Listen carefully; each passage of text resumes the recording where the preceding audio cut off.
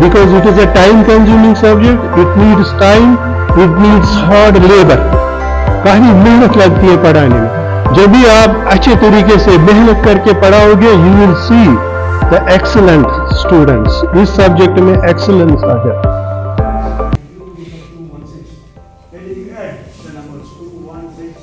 Then subtract this cube root here, 3. And you get cube root of 2, 1, 6 is equal to, right? Simple like this. Find its way. Let's just cover.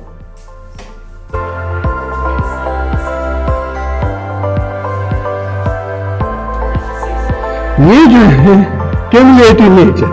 So in mathematics we have to proceed from simple to complex.